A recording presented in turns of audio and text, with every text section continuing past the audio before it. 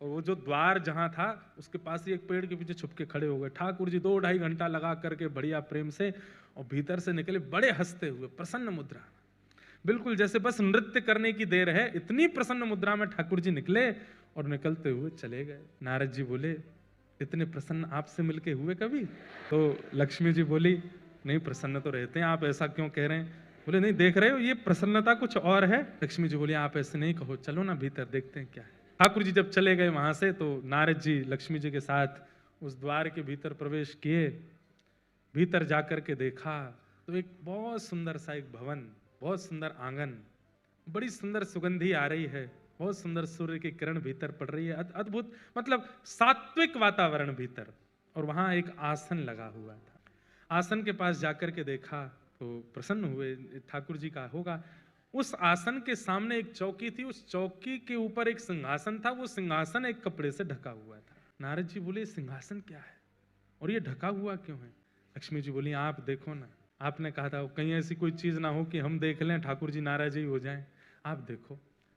तो नारद जी महाराज ने जैसे ही वो वस्त्र हटाया, देख करके लक्ष्मी जी और नारद जी दोनों के नेत्र चकित रह गए। कैसे?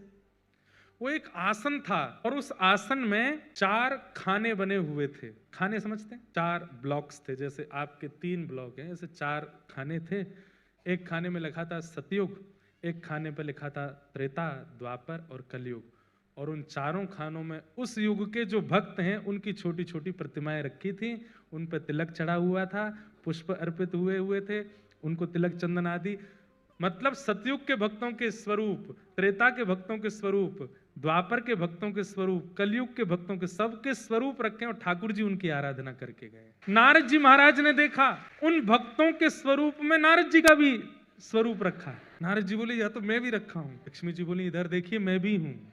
लक्ष्मी जी का भी आराधन करके गए। वहां पर मीराबाई का भी स्वरूप है, गोस्वामी तुलसीदास जी का भी स्वरूप है, हमारे श्री तुकाराम जी महाराज का, ज्ञानेश्वर माउली का, सबके स्वरूप विराजमान, और ठाकुर जी उनको प्रणाम कर देख करके नारद जी के नेत्र सजल हो गए। बोले, कैसे भक्तवत्सल हैं ठाकुर जी, पूरा विश्व इनको वंदन करता है और वो अपने प्रत्येक भक्त का वंदन करते। मेरा सुमिरन हरि करें, ध्यान से सुनिएगा, मेरा सुमिरन हरि करें। भक्ति की पराकाष्ठा क्या है? भक्ति की पराकाष्ठा क्या है? मैं हरि का सुमिरन करूं, ये प्रारंभ है, पर एक स्थिति ऐसी आ जाए कि मेरा सुमिरन हरि करें, मैं पावा विश्राम, मैं आराम करूं, मेरा सुमिरन ठाकुर जी कर रहे हैं। ठाकुर जी आराधन करते हैं, अपने भक्तों को पूजते हैं, अपने भक्तों को वंदन करते हैं।